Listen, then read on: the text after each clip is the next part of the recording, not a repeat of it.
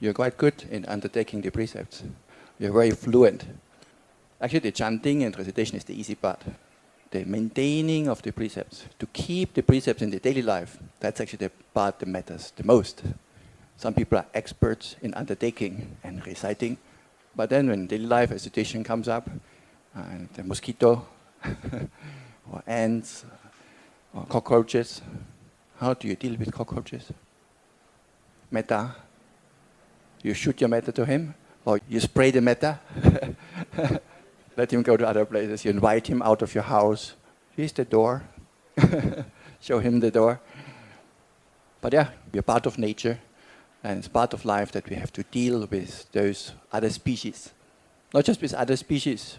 The most troublesome species is the human species, isn't it? But yeah, you cannot just use a spray. Maybe sometimes we can also invite them. Okay, it's time to move on.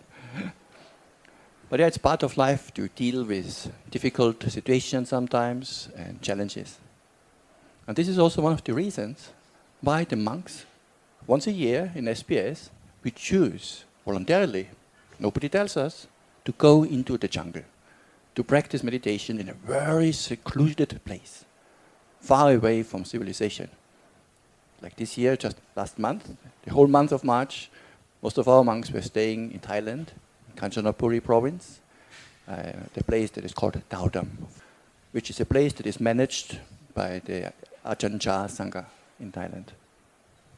And as you probably know, Ajahn Siripanyo, you've heard his name before, he looks after that place, but it's not a big monastery in that sense.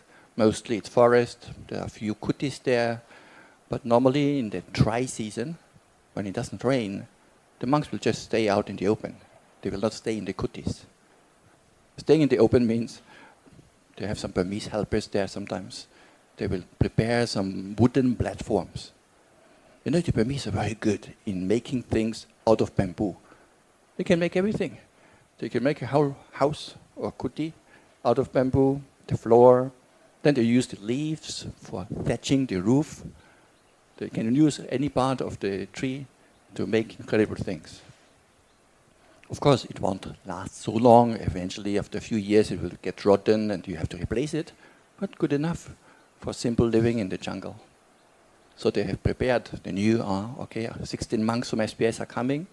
So then they prepared these platforms that are a bit away from the ground.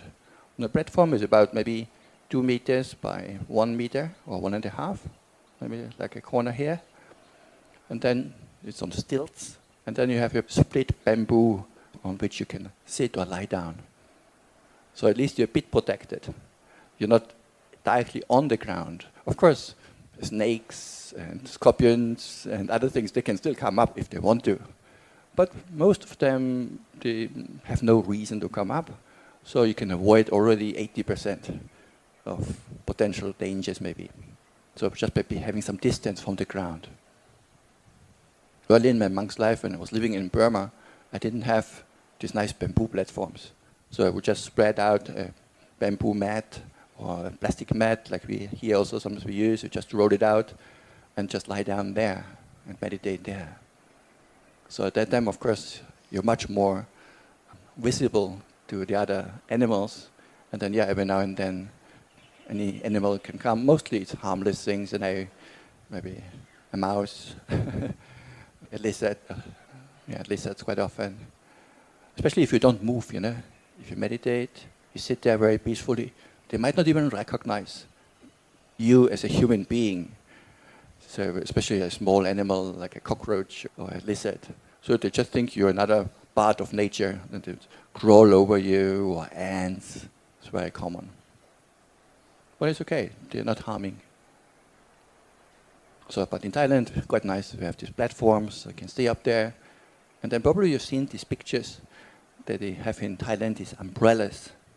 But the umbrella, actually the main function in this case, is not to protect from rain. It's an umbrella, and you open it up, and on top goes a mosquito net. So over the top part of the umbrella, there's a round mosquito net, and then you can spread it out below. So you sit under an umbrella, but also it goes on the sides. So in this way, you can even lie down, and you're protected with a mosquito net. It's kind of standard equipment of a Thai forest monk. So this is also what we used. And since it doesn't rain a lot, sometimes it might rain a bit, it's okay. It's not like here in Taiping, Any day it can rain, and it can rain really heavily for a few hours. During this season in Thailand, it's very dry, very rare. For me, even during 2 weeks, we had, I think, only a single day of a little bit of spraying. All other days, no rain at all. Then later, the last 2 weeks, was a bit more regular, the rain, but also not too bad. So I said earlier, one of the reasons for why are going monks so far away into the jungle is to expose ourselves to these little challenges. Not to put our life in danger, that's not the purpose, of course, but to practice in a very simple environment, out in nature, being part of nature. Often I just feel like I'm just another one of these forest animals. We consider ourselves humans, right? But humans is also just another species of primates, like monkeys, like wild pigs, and all kind of other primates. And so yeah, we're doing our business, right? We're eating, drinking, defecating, urinating, producing children. I think the monks were not producing children, as far as I know. But typical primate behavior. So when you live out in the nature, together in nature, surrounded by nature, big trees, waterfall for bathing, so you feel the connectedness with the world. And also because it's such a pristine forest, such a protected environment, it's very deep in the jungle. There's no 7-Eleven nearby. And so we also have to take care of the nature there. Actually, nature takes care of itself very well already. Meaning to say, we just don't make it worse. So we are encouraged not to use dishwashing liquid or any chemicals that could go into the drinking water or into the stream. So even if you bathe, there's no showers in that sense, but you just go into the stream, the little waterfall, and you can bathe there, wash yourself down. But yeah, also we are not supposed to use any soaps or shampoo, because downstream people might even use that as drinking water. And you can drink the water there, it's okay, just coming from the stream. You can also boil it if you want to be really safe. So yeah, it's incredible, simple lifestyle. You may wonder how to do for a toilet. Do you think there's a flushing toilet there in the jungle? No. So they prepared already our places, and then some devotees, some kapias, they have been digging a hole there. So next to every meditation platform where a monk stays, there is then nearby a walking path for doing walking meditation, and also a pit toilet. They dig a hole, just maybe 3 foot, 4 foot deep, and then you can squat on top and do your business. And then just everything falls inside. And then to prevent maybe smell coming out, we can just take some leaves from the forest and throw them down so that it's covered up. In a very natural, simple way. But then how do you clean yourself? Well, you have to bring water from somewhere. So you have to take a bucket from the stream or from the river and bring it over to your place, and then you can rinse yourself with that. So very basic.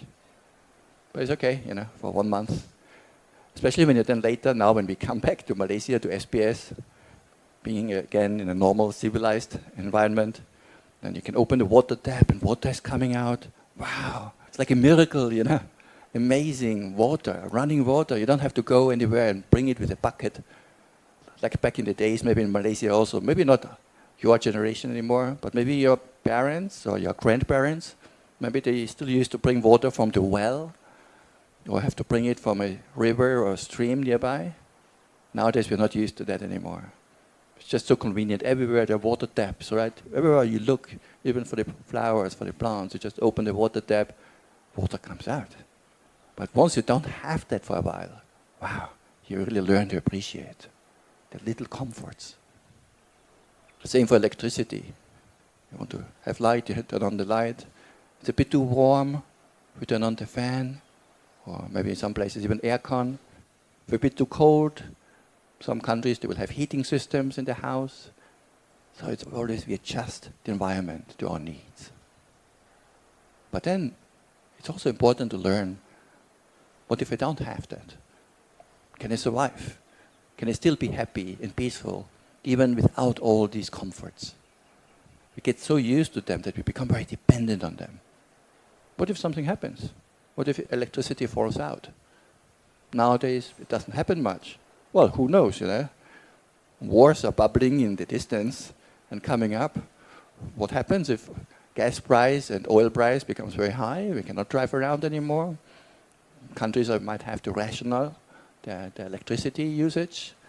And I might say, okay, only from this hour to that hour you can use electricity, then the power grid DNP will go off. So far we don't have that situation.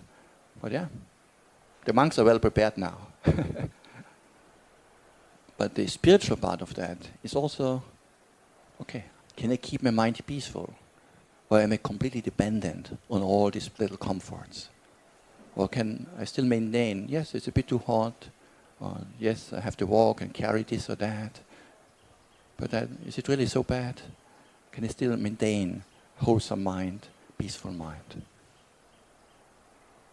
So once you experience a little bit that hardship, you can really appreciate when you come back and you have more comforts.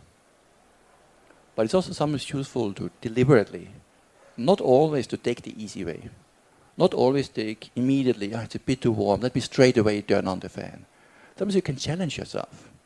Let me hold on a little bit. I can turn it on later, but maybe let me endure for a little while. Put up with it. It can be with the temperature, it can be with smaller annoyances, maybe an ant crawling over your hand or a mosquito sitting there. Maybe you let it do a little bit. I wait for 10 seconds only. Even that, you train your muscle of endurance, of khanti. Because there are many life situations where you cannot escape, where situations will come up, where you cannot just turn on the fan and everything will be okay. So by training and deliberately enduring a little bit discomforts, it makes us stronger for the times when we cannot escape and we have to endure and put up with unpleasant situations. Unpleasant situations in the family, on the workplace, job environment, any environment. Even when you're by yourself, there will still be unpleasant situations. So learning how to not just grind the teeth and endure in that way, but also making peace with it. There are two ways of enduring. One is, yes, I'm not saying anything, I'm enduring, but it's not quite the right way yet. Yes, sure, it's okay, you're not scolding anyone and you're able to hold it in a little bit. But mentally, if the mind is still fighting against it, you're still struggling. The next level, or the higher level, also to make mentally peace with the unpleasant experience. Or like one of the teachers once said, peaceful coexistence with the unpleasant. And the emphasis is on peaceful, not just coexistence, but grinding in teeth, being angry, but peaceful. I cannot change this. It's beyond my sphere of influence. I might as well make peace with it. I cannot change it anyway. There are many situations in life, right, where something happens outside your sphere of influence and you have to deal with it. Maybe economy. You cannot just improve the economy by wishing or wishful thinking. Or politicians, or politics in general. I think in most countries, I don't know here in Malaysia, but people are never happy with their politicians. Who knows? So if you're not a politician, sure, you can vote however you like, but your influence is also limited to some degree. Well, you can start a petition and become a bit more active, but still, there are limits. But then if you do something, okay, good. But if you're not doing anything, well, then also no point in worrying and complaining all the time and getting annoyed, because if I'm not going to do anything anyway, I might as well make peace with it, because it's suffering, right? Whenever I struggle and fight against something that I cannot change, I'm the only one who suffers. Nobody benefits from that. Unless you really do something about something. You try to improve the situation, okay, that's fine. So learning with these smaller discomforts and challenges, and then trying to endure them and make peace with it, can be very useful. The Buddha says this principle even applies when people address us in unwelcome speech, when they speak to us maybe a bit unkindly, a bit rudely, or really even harsh in the worst case. There is also an instance, let me be patient. Let me practice patience. Because also people will not always say the things that you want. Sometimes maybe yes, but sometimes not. So these can also be moments of peaceful coexistence with the unpleasant. Sure, you can try to change people. Many have tried, right? You can try to change your spouse, your children. Is it easy? Everybody shaking their head. Not easy, right? Some people try their whole life to change their spouse. It's not working. If it has not been working the last 30 years, are you really trying to spend another 20 years the same thing? At some point, when is going to come the point where we realize, actually, probably not much is going to change anymore. This is how the person is. Maybe he will adjust a little bit in whatever direction. But that's the package that I have. And I better learn to live with it, rather than spending another 30 years fighting, running against the wall. So acceptance can be very helpful, but not just resignation. Peaceful acceptance, peaceful coexistence. True acceptance does not mean, well, it's a lost cause. Not that kind of acceptance. Okay, this is a weakness of this dear friend, of this dear fellow. Of course, everyone also have their strong sides, their good sides. And then say, okay, it's a mixed bag, like everyone. And then, okay, I allow that person to be the way he is, the way she is. It's actually a gift. It's a gift that you can give to any person, especially the difficult ones, by saying, okay, I don't appreciate that aspect. I might even try to protect myself in some situations, but I can handle that. Okay, I don't have to change you anymore. I have tried that already, didn't work. Okay, can I handle this? Yeah, it's okay. And then I make peace with it, internally making peace. Rather than spending another 20 years trying to change a person who does not want to be changed. Actually, even for ourselves. Sometimes also you may recognize certain qualities in yourself which you want to change, isn't it? Maybe hot temper sometimes, or it can be jealousy, or whatever it is. And then you can even recognize, no, I don't want to be like this anymore. And then the next day, the same situation happens, and again you say the same thing, and act in the same way. And then again you say, oh no, I don't want to be like this. And then again, the same thing happens again and again.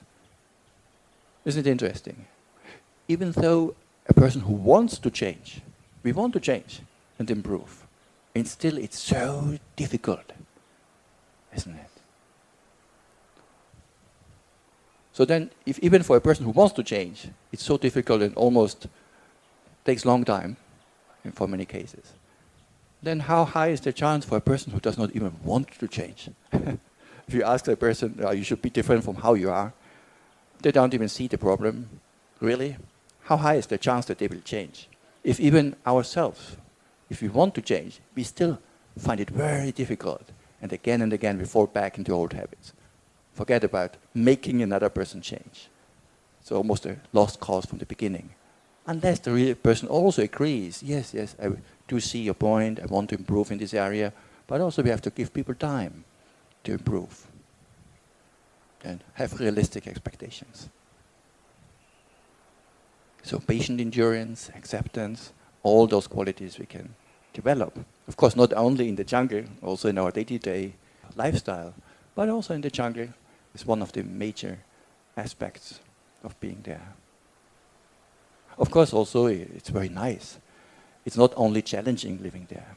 It's beautiful forest. You're surrounded by big trees, waterfalls, nature. It's very lovely. There's no concrete anywhere. You know what is also interesting? There are no straight lines Like, look at the pillar here, the pillar of this hall. It's very straight, like somebody took a ruler and make it straight. And then here, also straight, and there's square cushions. Go out in nature and try to find straight lines. Almost nowhere you will find that. This 100% exact straight lines. Everything has curves, a bit edgy and a bit adaptive, however nature has formed it. It's very interesting when you get used to that and then you come back into a city, for example, where everything is, all houses especially, duck, duck, duck, duck. Everything is straight. Or a highway. Nature is always a bit round, a bit curvy, edgy, irregular. It's quite beautiful, the diversity that nature has produced. And of course also you're not going to be very busy, because what can you do all day? There's no cell signal. It's so far in the jungle where we have been. Even if you bring out your phone, okay, let me check the news or anything. What's going on? Nothing. There's no cell towers nearby. There is a way, you have to go up a little mountain, a little hill, and from there you can get a very weak signal from the next cell tower far away. So it's so secluded. So how are you going to spend the whole day? Meditate, of course. Practice the Dhamma. Samatha, Vipassana, mindfulness, loving kindness. Speaking of loving kindness, this is one of the duties that the Buddha says for a forest-dwelling monk, to frequently radiate loving kindness to the snakes, serpents, lizards, rats, all kinds of animals. Animals who have 4 foot, 4 legs, also to the 2-legged animals, also to those who have no any legs, like snakes. So basically to all animals, all beings, you're trying to radiate loving kindness. On the one side, of course, good for your own practice, but also as a form of self-protection. Because maybe you've noticed some animals, maybe even many animals, they can sense. They have almost like a sixth sense. They can pick up on the good or not so good quality of a person. If a person is hostile, angry, even cats or dogs, I think, they can feel that sometimes. And they will keep their safe distance around certain people who are maybe have harmed cats or dogs in the past or seem to be in a bad mood. They can pick up on that very easily. Or also the opposite. A group of people comes and one of them is really a dog lover. Somehow the dogs figured it out within a few seconds. And they will go to that one guy or that one lady who really loves dogs. So the temperament, the mood, animals can pick up on that. So when you do loving kindness meditation, or you spread loving kindness to all beings, it makes them feel comfortable, makes them feel safe, and they like the person. They have no reason to harm you. So that's why the Buddha says, when you go to the forest, it's your duty to frequently survey and pervade all directions with loving kindness. Basically as your life insurance. It's an ancient form of life insurance. How much does it cost? What's the annual or the monthly rate you have to pay? Free of charge, right? Also no negative side effects. You get some positive side effects. On top of the loving kindness, you also get some samadhi, composure, some mindfulness. So it's a good practice. One day, a few weeks ago, in the jungle, I was doing walking meditation. I was walking up and down the path. And at that time, at first I was just paying attention to the footsteps. Then I was breaking it down to very small units every step. So lifting, raising, pushing forward, dropping, placing, then the next one, very slowly. And then later I was also reflecting on the impermanent nature of the body, of the mind, non-self nature. And also, at the very beginning, I also did a little bit of loving kindness meditation, just to be on the safe side. So in this way, I was doing my walking meditation up and down for quite a while. At some point, I see the corner of my eye, some movement. Normally, there's nothing there. So it's a walking path, and then on the left side, oh, what's that? So I slowly look over. Two bears were coming in my direction. Quite grown one. A mother with her small one. Mother bear, maybe the size of the width of a car almost. So 3 foot, 4 foot, a grown up mother bear together with a small cub. And I know mothers can be quite aggressive when they're together, especially with their small babies, with the cub, because they want to protect them. So I looked over, wow, 2 bears. I stopped. I look over. They also stopped. They were coming my direction. I was walking on the walking path, but it's in their direction. So everyone stopped and looking, staring at each other. A bit like in a Wild West movie, you know, where there's a duel and everybody's standing in each other's eyes. But as I said, I have done a lot of walking meditation just beforehand and loving kindness.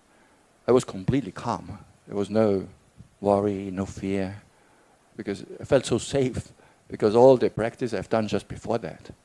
So I found it more almost interesting. And then I looked over and saw, oh, 2 bears. Interesting. And then also the metta was still there from before. Somehow it seems almost like a sense of connection. A connection in terms of, oh, I recognize them. Oh yeah, you're 2 forest animals. Maybe they recognize me as another forest animal. And then is the danger? They look at me, I look at them. Seems not. And then a few seconds go by, just looking at each other, and then they slowly make a turn around and go back into the forest, disappear behind the bushes.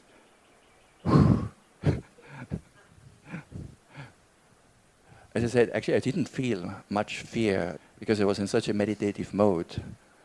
But afterwards, only when I thought about it, I thought, oh, okay, that could be quite dangerous actually. Because, yeah, bears have attacked people before, especially when they have their small cubs around. So you never know what happens. But yeah, it went quite okay. And so they disappeared in the bushes, but I didn't hear them run away also. So they were still around. I thought, oh, maybe they come back a second time. Let me quickly get back to my platform. I told you earlier I have my platform just around the corner. I went back just a few steps to get my phone. Just in case they come back a second time, I can film them. So I got my phone, went back to the same spot where I stood earlier. I waited for 20 seconds, and they came a second time. Again, they came out from the bushes. But this time they didn't go straight towards me, but they passed the path and walked to the other side. And then indeed they disappeared. But this time I had them on video. So I made this short little clip where the mother and the small one were walking past, and then you can see it's actually quite sizable. And then they disappear in the forest. And they disappeared as silent as they came. I thought they must still be around, because they went into the forest, and usually even small animals, like a lizard or a mouse, you can hear them in the leaves. And the twigs are cracking, the leaves are rustling. These 2 bears, they kind of disappeared in the forest.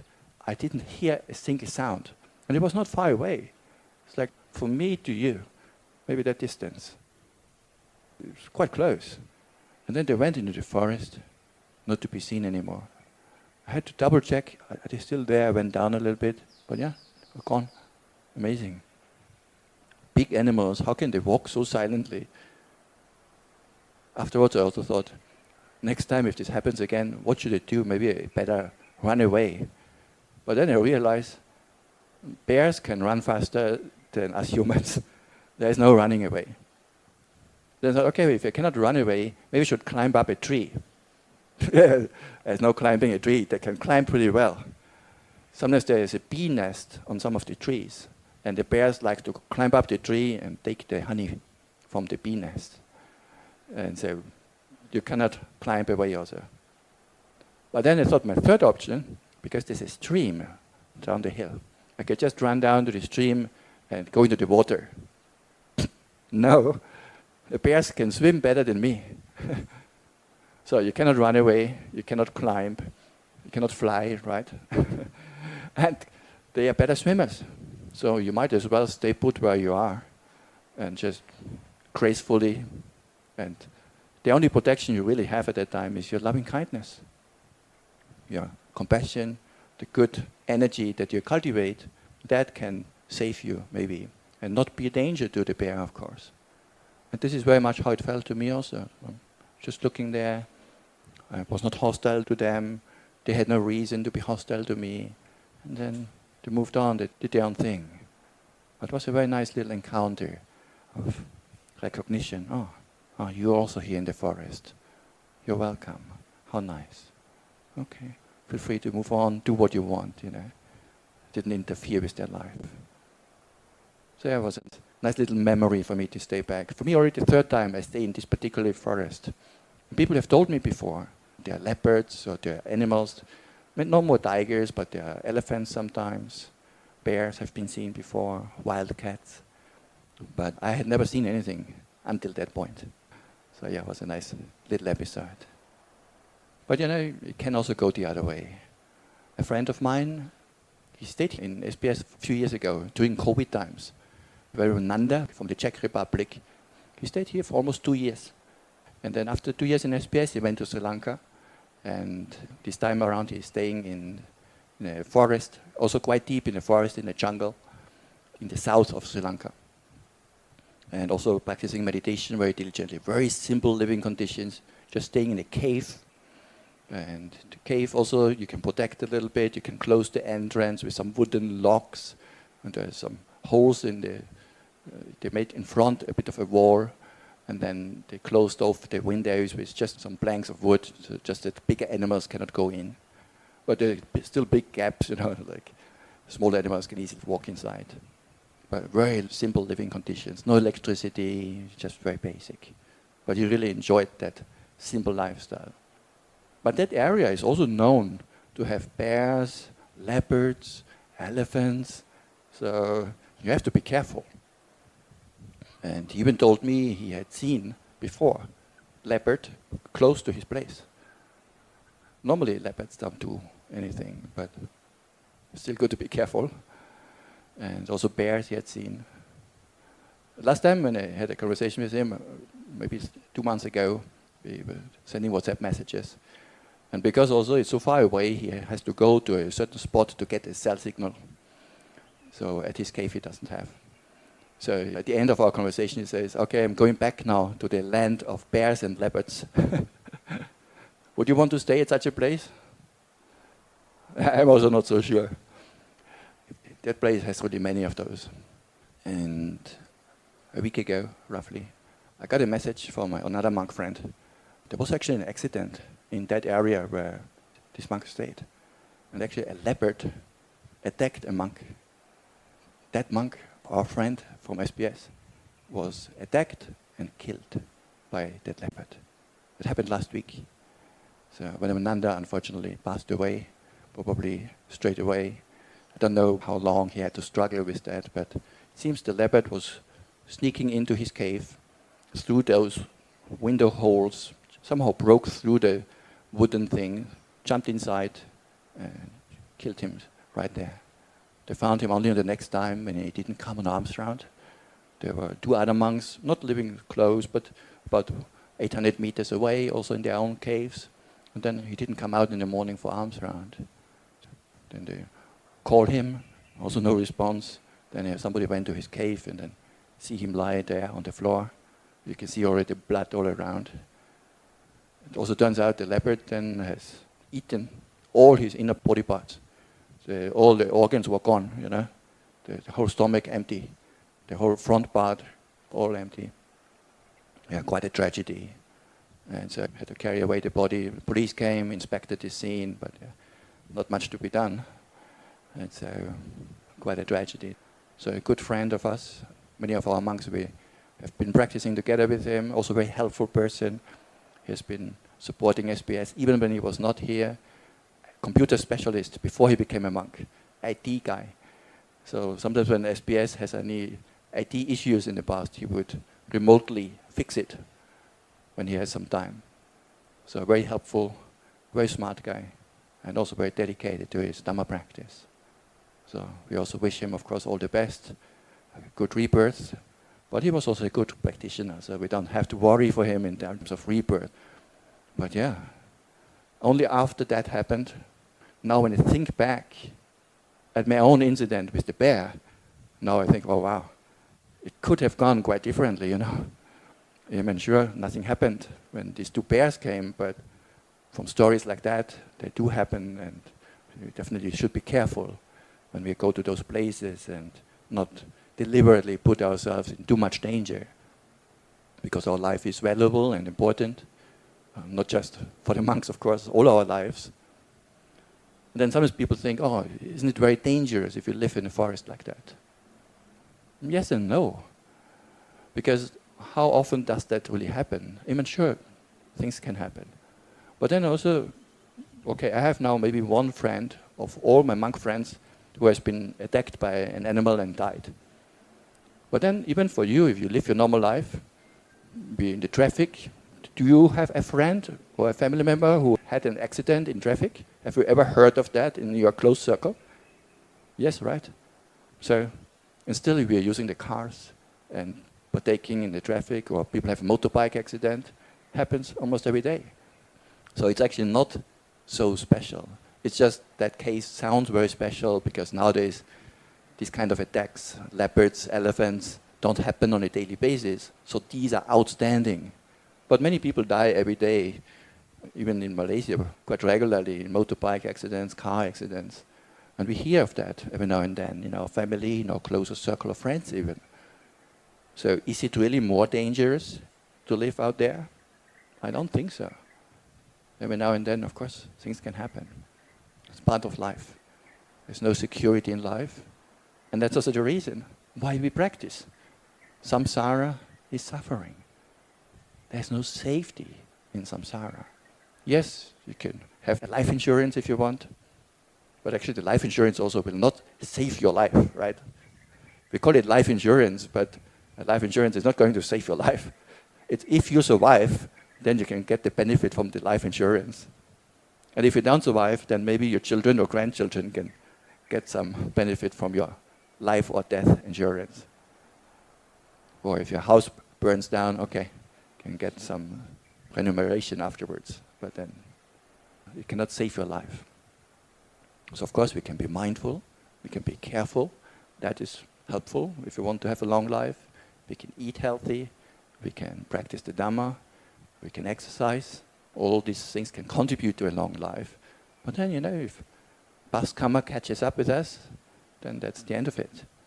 Or sometimes just one moment of carelessness. You can stumble over something, you can fall down a little cliff, and then that's it. Or, like in this case, a leopard may come around the corner and eat you.